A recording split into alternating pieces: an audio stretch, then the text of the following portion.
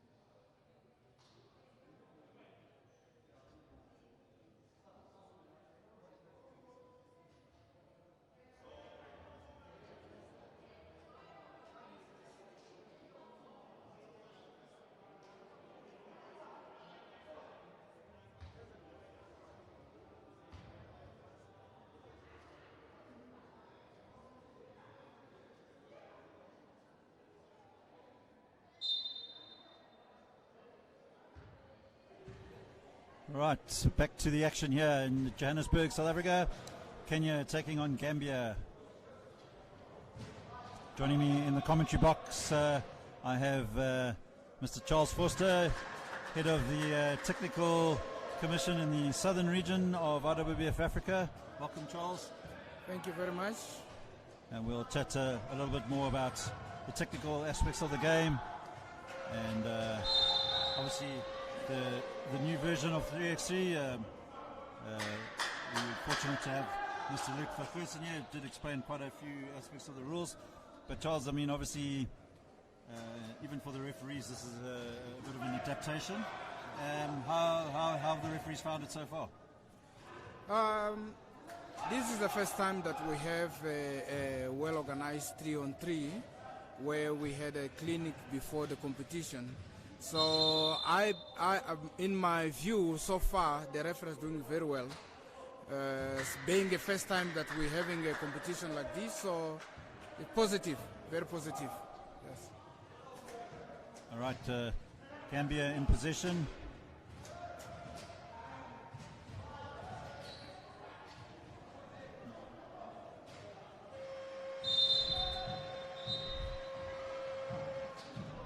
Shot clock violation.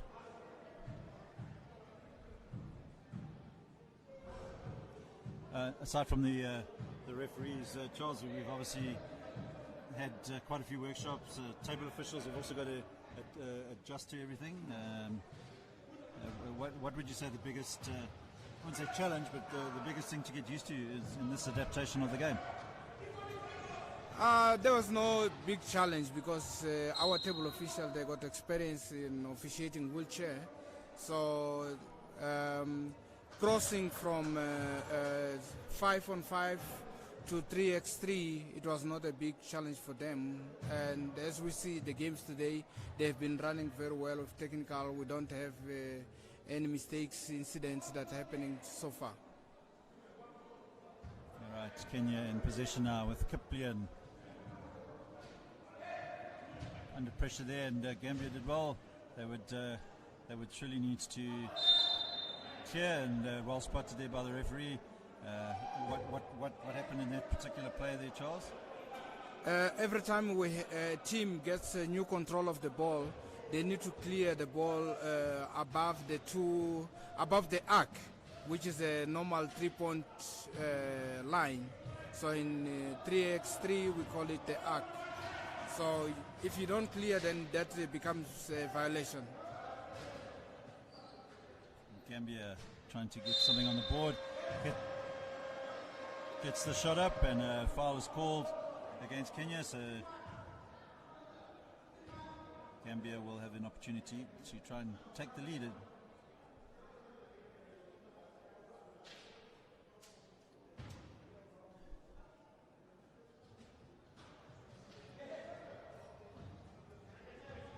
Shot wasn't successful there from the number 9, Malang Tamba. And Ngugi will look to put in Kiplian, and he finds Odiene, puts up the shot. Just unable to make it count as the shot clock goes up, and that's hence the reason why he had a bit of a rushed shot there. So in that situation, they need either to score or to cause the ball to touch the rim, so that the shot clock can reset to 12. Nicely converted there by Gambia's number 9, Malang Tamba, and Gambia edge into the lead against Kenya. You know, Charles, we've been talking quite extensively about new countries coming into the tournament. Gambia obviously had quite a nightmare journey to South Africa, but they definitely arrive, putting a good account of themselves. Yes. We expect Kenya to be leading this game, but they're showing that there's improvement from the first game that they played up to now. Gambia now is showing that they're improving, and here we are. They're leading the game. And another basket there by Malang Tamba. And all of a sudden, Gambia starting to get a little bit of a lead, but of course things can quickly turn around if you don't stay focused. So let's see if Tamba can convert here. He needs to make all of his opportunities count. Fortunately for him, he managed to pick up his rebound, and good concept, good grasp of the rules here. He knew to get the ball out in that instant. Good work here by Gambia. A little bit of a wayward pass, made it a bit difficult for Cisse, and shot clock violation.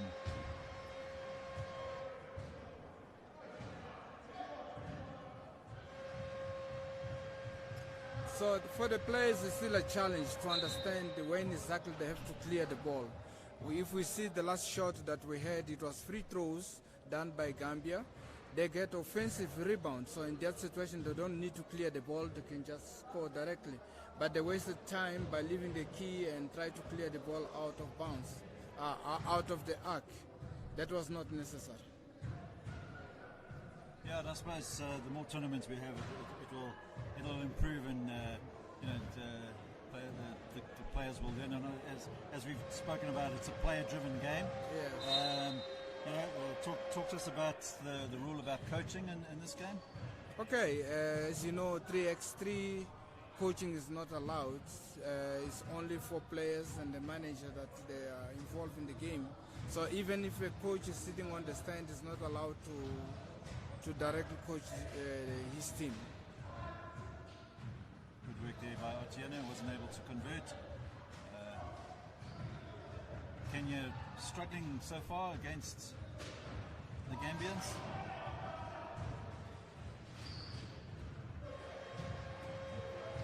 Shot converted there by the number 5 for Gambia, and that is Kujabi. And Malang Tamba looks like he's one of the key players for Gambia, the number 9. And the number 4 for Kenya is Otieno. He's definitely one of Kenya's best players, and he converts. And current score, Gambia 4, Kenya 2, and we have just under 6 minutes to play.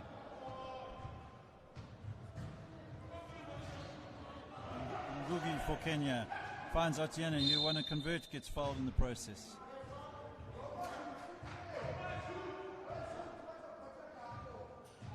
I'm sure the referees, Charles, quite enjoying the fact that in this version of the games they're instructed to wear shorts,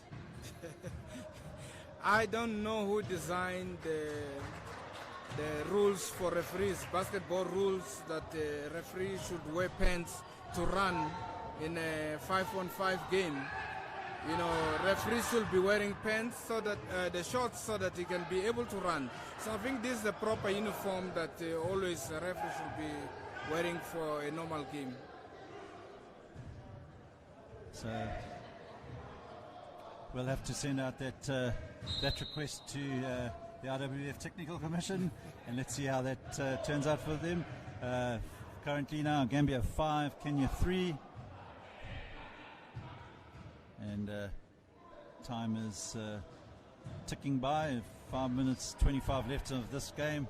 Kenya desperately trying to establish some ascendancy, but Gambia doing some good work here. Malang Tamba, big tall player for Gambia. Kujabi trying to make something happen. Shot clock's about to go. Took too long, and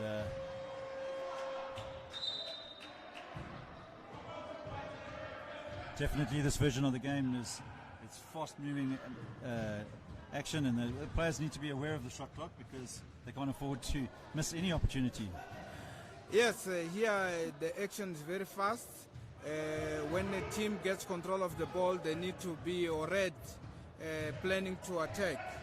There's not much time for a team to set and so on, so it has to be fast.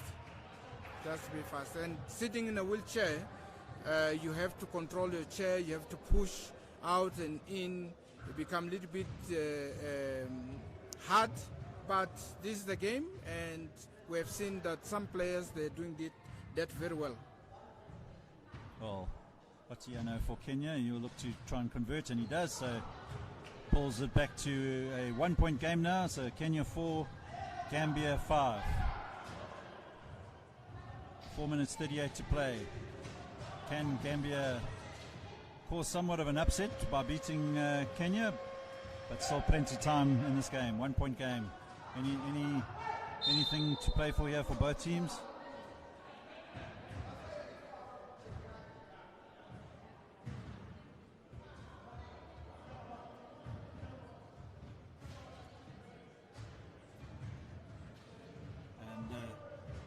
Charles, obviously with regards to the development aspect of the technical officials throughout Africa, not just from a 3x3 point of view, what is the Technical Commission in Africa doing to improve this, the knowledge and the experience of officials? Are they meeting regularly?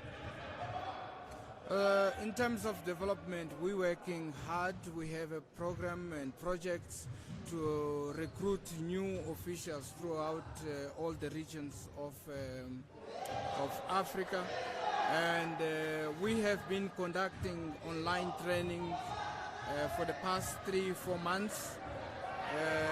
By now we have above 10 online clinics that were already conducted, and we're still working on the program that we can bring new officials to the game. All right, so we have a tight game. 3 minutes 35 left. Talk to us, Charles, if the game finishes tie, what is the situation in that regard? So if the game finishes tie, we obviously we go to overtime, and on the overtime, the winning team is the one that first scored 2 baskets. So if during the overtime is 2-1, the team that scored the first 2 baskets is the winning team. Oh, 2 points. Yes. Yeah, 2 points. Yeah. Obviously, if they hit a 2-point shot from behind. Yes, then the game is over immediately. That's why it's important when you do the flip coin to start the game in the beginning, and you choose either to start the game in the beginning or you choose to start the game at overtime. So in that situation, you can get the ball and take a shot, and the game is over. Well, let's see if we're going to have our first overtime game. Scores are level. 3 minutes 20 to go, and Otieno puts up the shot, and Tamba picks up the rebound for Gambia. Gambia looking to try and grab the lead. Bit of a wayward pass. Ball's deflected out of play, and although Gambia will get the possession, they've got 1 second on the shot clock. So let's see if they have game awareness.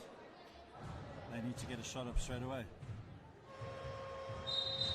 Not that he had much time to do anything. So shot clock violation. Kenya will have another opportunity to try and take the lead for the first time.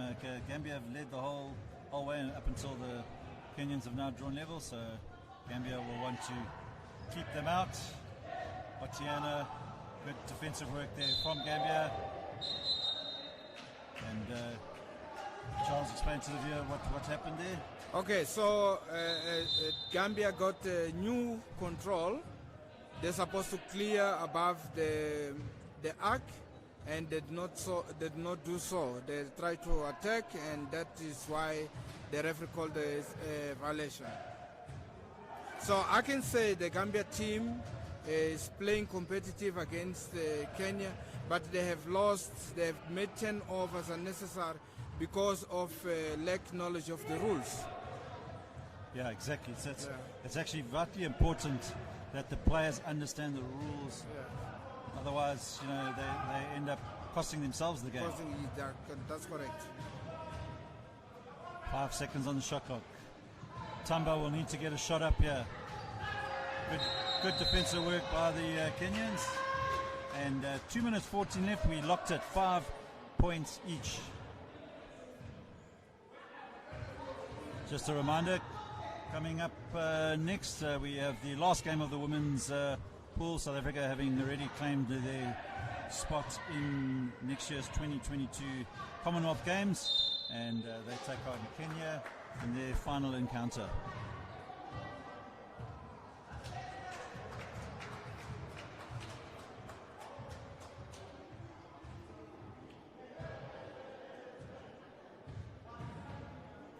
Otieno at the line. Can he convert and take Kenya into the lead for the first time in this encounter?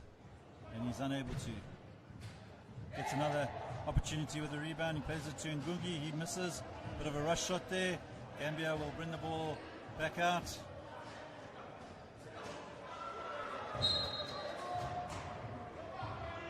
A little bit too rushed there from the Gambians. Could have taken a bit more time there. However, having said that, 5 seconds left on the shot clock, so they will need to get the shot up. As the commentators curse, the shot clock reset, and referee's correcting. That should be 5 seconds on the shot clock.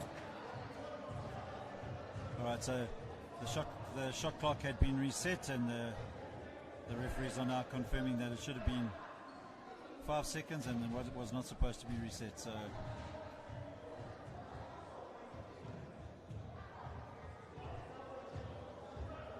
however, did Gambia not have position?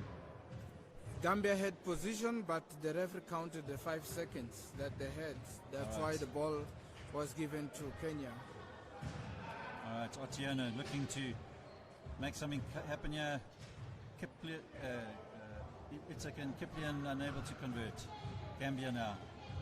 Time running out for both teams. 5-all, 1 minute 26. Can Gambia score? They can't. Ngugi, loose pass.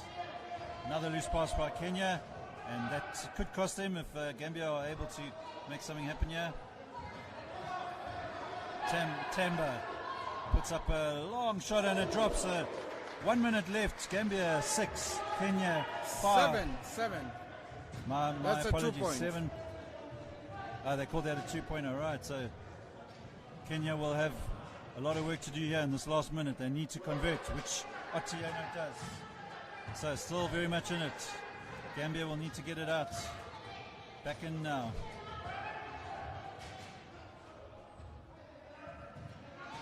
Probably would have been best advice to shoot, and the shot clock runs out. So careless play there on the Gambians' part.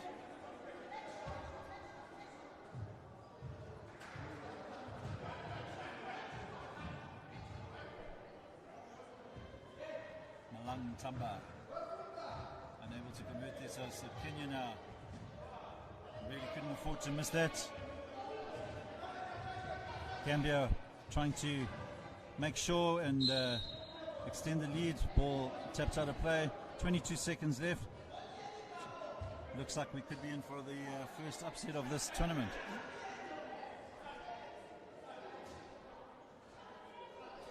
Charles, talk to me again in this 3x3 version of the game.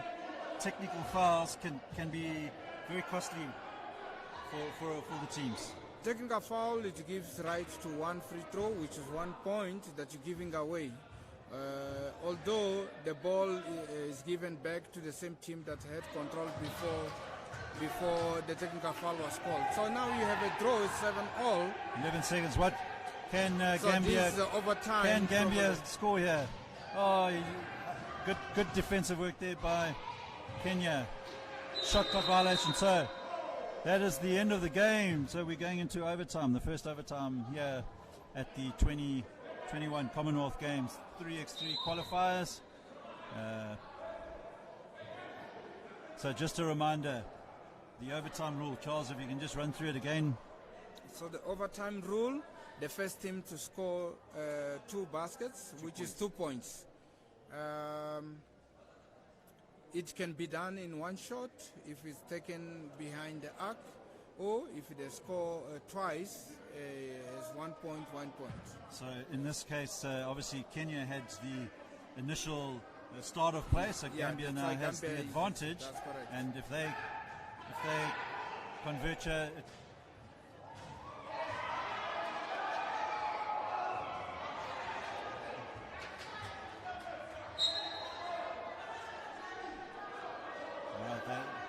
they will have the put in. Number 5 for Gambia, Kajabi.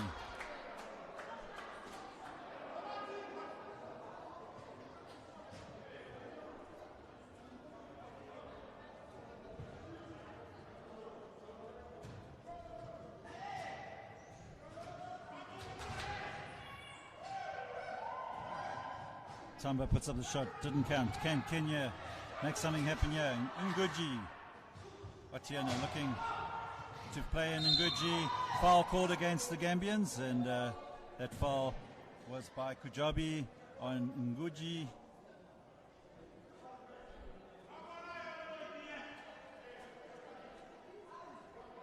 Play will be delayed whilst Nguji will get back up on his chair.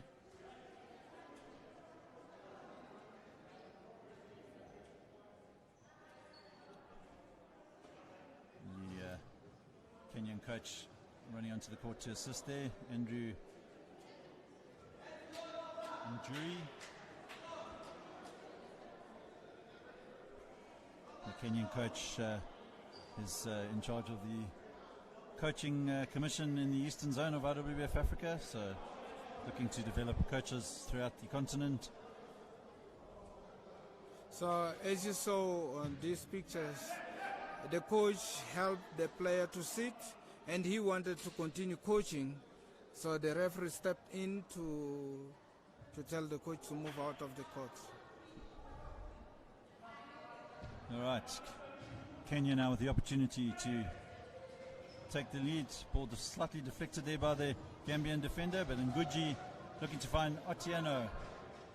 Finds Captain, so 1 more point.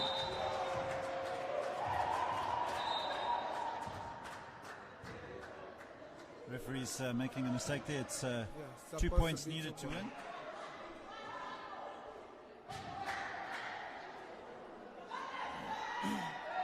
So even the officials still learning The so rules, yes. Just to remind you, this is the first time that Kenya is leading in this game. Correct. So Kenya leaving it late.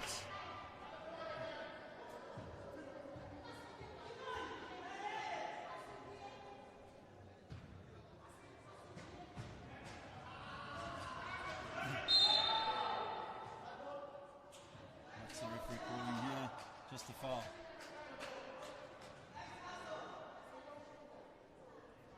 All right, so Gambia